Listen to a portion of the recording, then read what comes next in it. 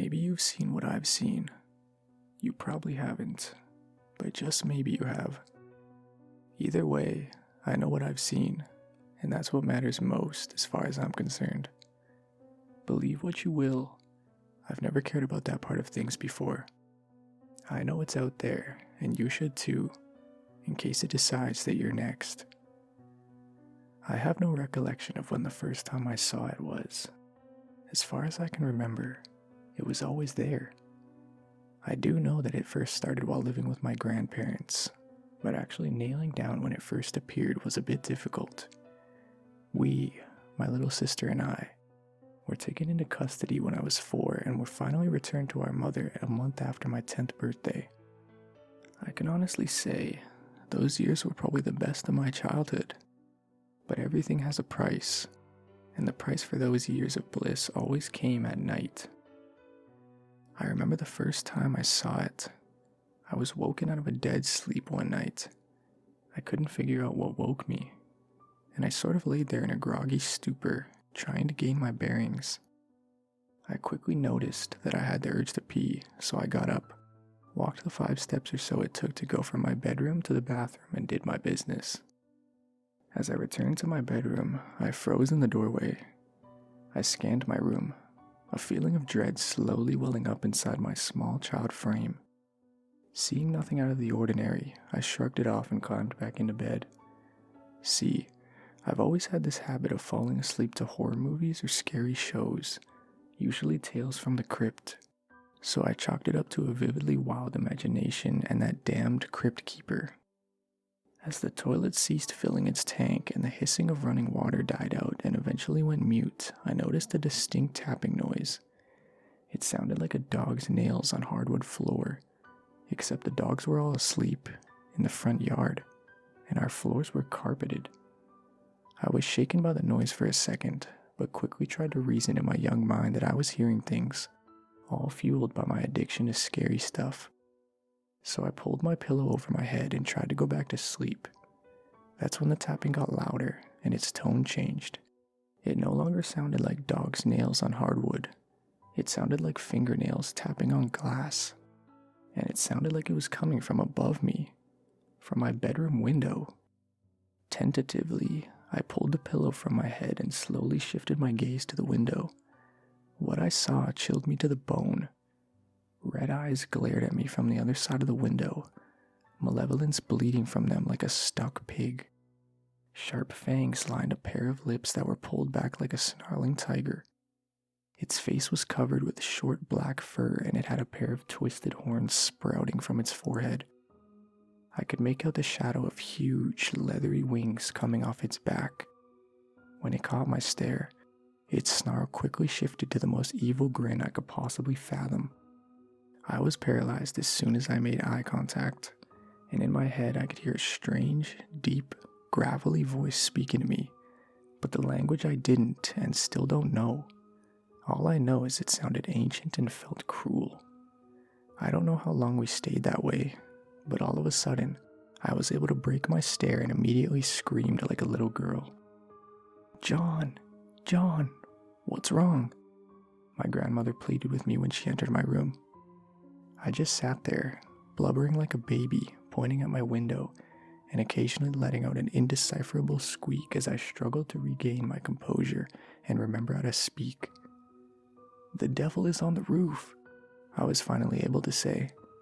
Now, before I continue, I must explain. I have always been agnostic. I absolutely believe there is a higher power, though I refuse to label it him/her/they with any conventional names. A name is simply a way to identify someone, and we should be able to identify the higher power on a spiritual level. Just my belief. I do not believe in the devil, just a scapegoat for the ugly side of humanity. Again, just my belief. "The devil is on the roof," I repeated after Grandma gave me a quizzical look. "John, you were dreaming. I keep telling you to stop watching those stories before bed. This is why you just had a very vivid nightmare is all." I wanted so badly to believe Grandma, but I knew what I had seen. Still, I laid back down and Grandma sat in there with me until I was asleep again. I woke up to a bright morning and no more incidents. The next night, I'm lying in bed, watching, you guessed it, Tales from the Crypt, when I hear the tapping again. This time I know it's not a nightmare, as I still haven't fallen asleep yet. I tried to ignore it, but the tapping got increasingly louder the longer I resisted. I was afraid the damn thing was going to break the window, and in my fear, I quickly glanced towards the window. As soon as my eyes landed upon its horrible visage, I was frozen in place again. This time, the voice either spoke in English, or it gave me some way to understand it, but I clearly heard it say, "Come with me. You have been forsaken. We will never forsake you." We? Who the heck is we? I thought to myself. We are many. We are one. We are here for you. And we aren't leaving without you, it responded. And that's when I realized it could hear my thoughts. We can do more than just hear your thoughts. We can watch your memories. We can taste your fear. And with that, I felt a horrid pain in my head. My vision flared stark white, shifted to bright crimson, and finally faded to black as I lost consciousness. I awoke lying on my floor in the fetal position, although the last thing I could remember, I had been laying on my back in my bed, having a telepathic conversation with what I truly believed to be a demon. I was soaked in sweat and was shivering uncontrollably. I pulled myself off the floor and wobbled to the bathroom. I stripped out of my sweat-drenched clothes, climbed in a shower, and just let the hot water run over me, warming my still chilled flesh and bones. I didn't feel like me. It's hard to explain, but I was an energetic, happy, exuberant little boy. That morning, however, I felt a dark, brooding energy hanging over me. I didn't want to be around people, and even though it was starting to terrify me at night, I didn't want to leave my bedroom at all that day. This continued nightly. Every night I would either be awoken or summoned to look by a persistent tapping on my window, and when I finally would look, I'd get locked into the trance-like state that instigated our mental exchanges, and every day I'd become more and more introverted. One particularly hot summer night, I woke up to an entirely new sound. The tapping had been replaced by a scratching sound. As I slowly opened my eyes, I felt a draft come through my open window. Who opened my window? And then I remembered. my grandma coming into my room and saying how hot it was. I remembered begging her not to open the window, and her begrudgingly agreeing to leave it closed. She must have opened it when I fell asleep, and the scratching continued, louder, closer to my head. "Come with me," the gravelly voice, but this time it was audible. I hadn't looked toward my window, using every ounce of willpower I could muster in the hopes of avoiding that trance-like state. But the shock of actually hearing that voice with my own ears was enough to snap my head around out of surprise, my eyes immediately fixating upon this beast that tormented me nightly. It opened its mouth and a barbed, forked tongue slithered out and flicked the air like a snake. It reached an unproportioned, sinewy arm covered in short, black bristles through my window and tried to grab at me. In the process, it broke our stare, and I was able to look from the window and move my body again. As I lunged off my bed and towards the door, one of its razor-sharp claws sunk deep into the meat of my shoulder.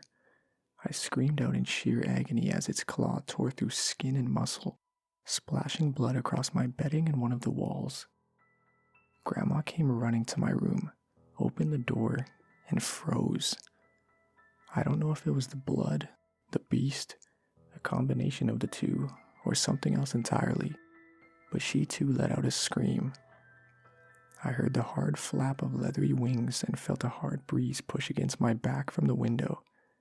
Grandpa arrived at my bedroom door, glanced around the room, saw the gore on the bed and wall, and immediately had me up in his arms, rushing me to the truck and then rushing to the hospital. The doctor said I must have snagged my shoulder on a nail in my sleep, but couldn't understand how I could get cut so long and so deep with such a clean cut from a nail. 14 stitches in my shoulder, a tetanus shot, and we were sent home with a preventative antibiotic to keep my shoulder from getting infected. That was the last time I ever saw that thing. I know it exists. What it is, I don't know. What it wanted, though, seems clear. It wanted me. Occasionally, I'll still hear it tapping on my window, like fingernails on glass. Despite it being over 20 years since the incident I just wrote about, my skin crawls and my blood runs cold when I hear it. But I keep not only the window closed, but the blinds stay closed at night too, just to be sure that I'll never get caught by its hypnotic stare again. Never hear that horrible voice playing around inside my brain again. It's out there, right now, looking for victims. This much I know for sure, because some nights after I've fallen asleep, I'll dream things. I'll be gliding over houses and land on the roof of one. I'll lean over the edge of the roof and tap on the window with claws that are clearly not mine. And then I'll hear, clear as day, my voice purring, "Come with me," before my eyes snap open and I wake up.